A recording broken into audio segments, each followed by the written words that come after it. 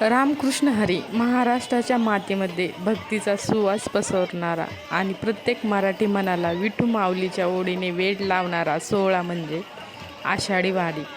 संत ज्ञानेश्वर महाराजांची पालखी जेव्हा आळंदीहून पंढरपुराकडे प्रस्थान करते तेव्हा संपूर्ण महाराष्ट्र विठ्ठलमय होऊन जातो. आजच्या या विशेष यूट्यूब ब्लॉगमध्ये मी तुम्हाला याच अद्भुत पालखी सोहळ्याचे थेट दर्शन घडवणार आहे.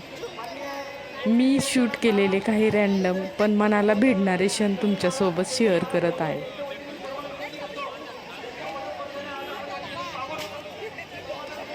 कान तृप्त करणारा टाळ आणि मृदुंगाच्या आवाजाने लाखो वारकरी कपाळावर बुक्का लावून हातात भगवी पताका घेऊन ज्ञानेश्वर माऊली असा गजर करत चालताना दिसतात. विशेष म्हणजे मैलोनमैल चालूनही कोणाच्या चेहऱ्यावर थकवा दिसत नाही. उलट प्रत्येकाच्या डोळ्यात विठ्ठलाला भेटण्याची एक वेगळीच चमक आणि ऊर्जा पाहायला मिळते.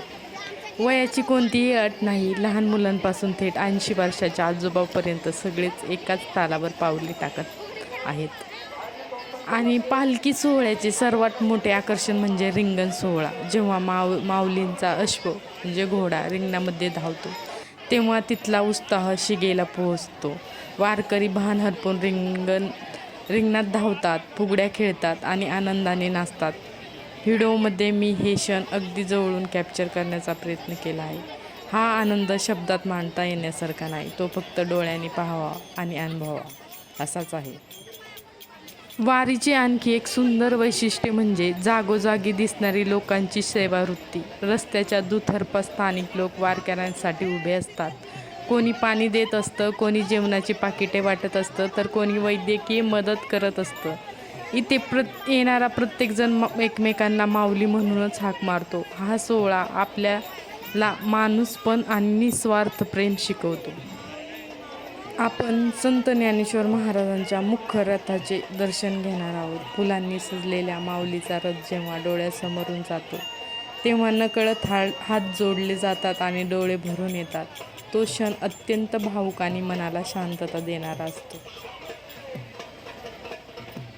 हा पालखी सोहळा म्हणजे केवळ एक धार्मिक यात्रा नाही, तर ते महाराष्ट्राचे सांस्कृतिक वैभव आहे. म्हणजे वारीत कधी गेला नसाल तर या व्हिडिओच्या माध्यमातून तुम्हाला वारीत चालल्याचा अनुभव नक्की येईल.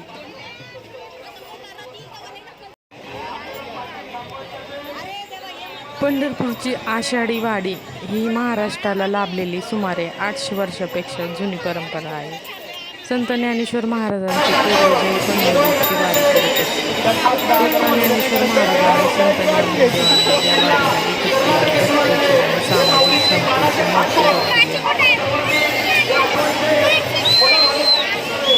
पालखी सोहळ्याची सुरुवातीला पादुका वारकरी सरता सोबत गळ्यात आणि पाठीवर पंढरपूरला जातो. आज आपण जे पालखीचे भव्य रथ पाहतो त्याची खरी सुरुवात संत तुकाराम महाराजांचे धाकटे पुत्र नारायण 1683 मध्ये त्यांनी संत ज्ञानेश्वर महाराजांच्या पादुका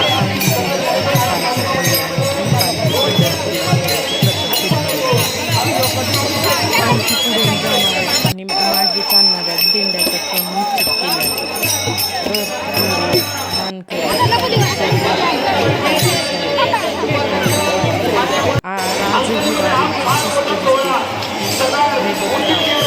लावलेल्या नियमामुळेच आहे.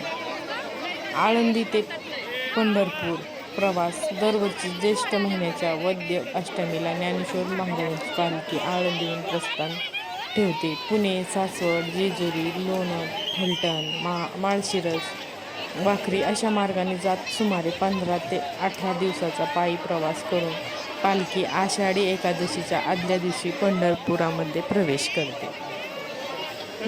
वारीची परंपरा खूप जुनी असली तरी ज्ञानेश्वर महाराजांच्या पालखी सोहळ्याची सुरुवात 1685 मध्ये झालेली सांगितली.